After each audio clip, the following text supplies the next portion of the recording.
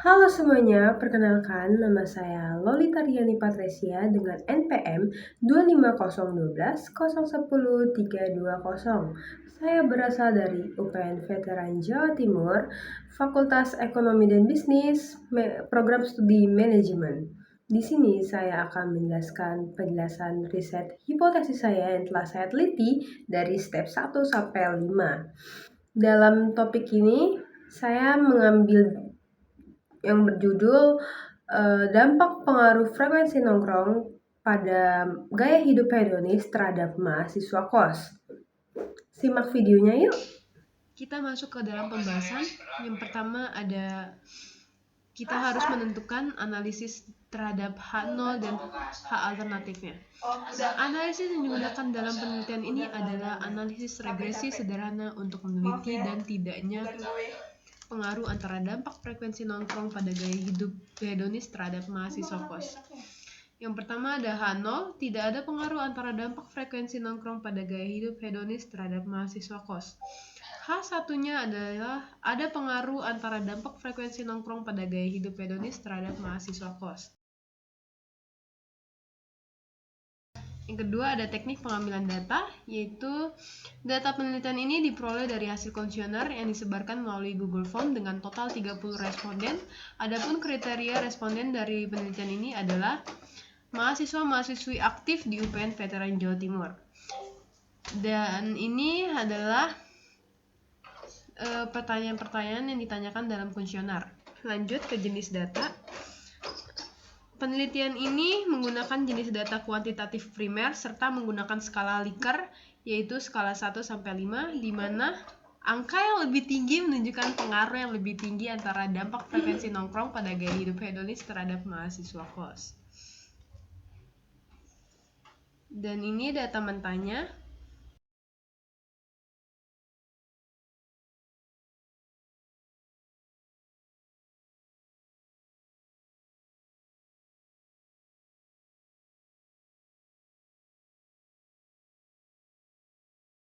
Keterangan 1 itu tidak pernah, 2 itu jarang, 3 netral, 4 sering, 5 sangat sering.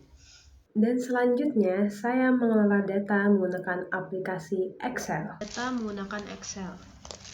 Pertama, kita ke menu data. Kita pilih data analisis. Dan kita cari regression. Oke. Setelah itu kita input year range-nya.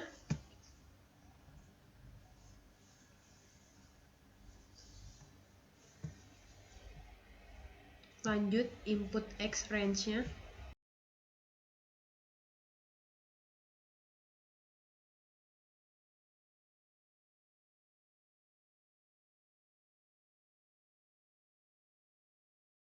Di sini kita pencet label, output range,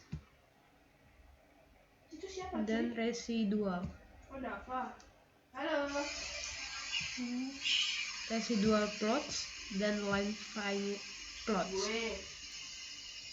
Ini output range-nya. Kita pencet OK. Setelah keluar seperti ini, kita rapikan.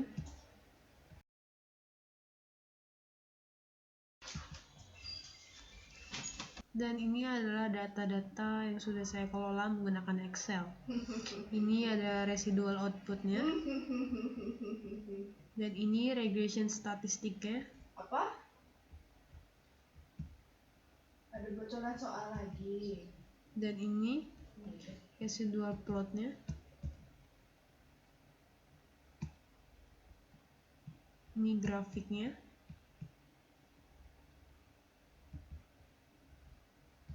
Gue share di pengalaman. Ini hasil pengelolaan datanya. Syukur puasa deh.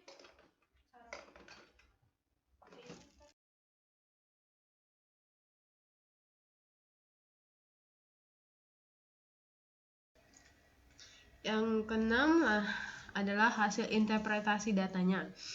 Ketidakakuratan dalam perhitungannya, SYX-nya yaitu 1,0884486 secara keseluruhan. SA-nya adalah 0,609058015. SB-nya adalah 0,178059739. Yang kedua adalah koefisien determinasinya, yaitu 0,2861025. Artinya, kemampuan variabel X dalam mempengaruhi variabel Y adalah sebesar 28,61%, sementara sisanya sebesar 71,39% dipengaruhi oleh variabel lain. Yang ketiga ada korelasi, yaitu 0,5158512. Artinya pada confidence 95% terdapat hubungan positif sedang antara variabel X dan variabel Y, karena nilai korelasi sekitar 51,59%. Selanjutnya ada persamaan regresinya.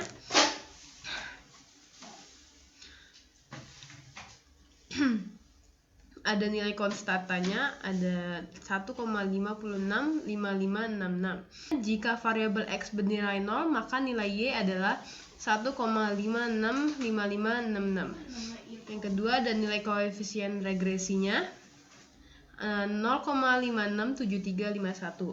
Artinya setiap kenaikan 1 unit pada variabel X akan meningkatkan variabel Y sebesar 0,567351 unit. Selanjutnya ada uji signifikan, uji F, yaitu nilai F dihitung sama dengan 10,15246598 dengan tingkat signifikasi sebesar 0,0035252 kurang dari 0,05. Ini artinya terdapat pengaruh yang signifikasi dari variabel X terhadap variabel Y. Dan selanjutnya ini adalah uji T-nya. Dan ini persamaan regresinya.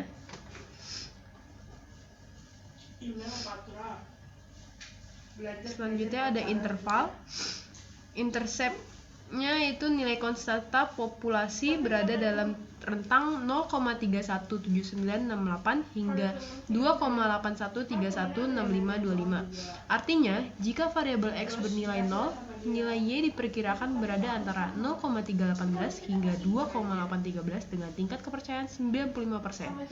Yang selanjutnya adalah slope, yaitu koefisien kemiringan populasi berada dalam rentang 0,2612 hingga 0,93208942.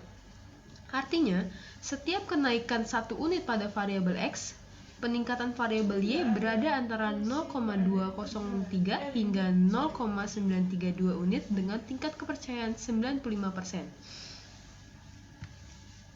Jadi, kesimpulannya yaitu berdasarkan hasil analisis regresi linear sederhana, dapat disimpulkan bahwa variabel X memiliki pengaruh yang signifikan dan positif terhadap variabel Y. Hal ini ditunjukkan oleh nilai signifikan F sebesar 0,003525 yang lebih kecil dari taraf signifikan 0,05, serta nilai T hitung untuk koefisien X sebesar 3,186 yang melebihi nilai T tabel, yaitu 2,048. Kekuatan hubungan antara kedua variabel tergolong sedang dengan koefisien korelasi sebesar 0,516. Variabel X mampu menjelaskan sekitar 28,61% variasi dalam variabel Y, sementara sisanya dipengaruhi oleh faktor lain di luar model. Persamaan regresi yang diperoleh yaitu Y sama dengan 1,5656 plus 0,5674X, menunjukkan bahwa setiap kenaikan 1 unit pada variabel X akan meningkatkan variabel Y sebesar 0,5674 unit dengan tingkat kepercayaan 95%. Interval estimasi untuk koefisien slope berada antara 0,203 hingga 0,932 yang mengindikasikan koeksistensi arah hubungan positif. Dengan demikian, meskipun kontribusi variabel X tidak dominan, model regresi ini secara statistik telah memenuhi syarat untuk digunakan dalam memprediksi hubungan antara variabel X dan Y. Sekian, hanya ini yang dapat saya sampaikan. Mohon maaf jika ada kata-kata salah dalam penyampaian saya. Terima kasih dan saya pamit undur diri.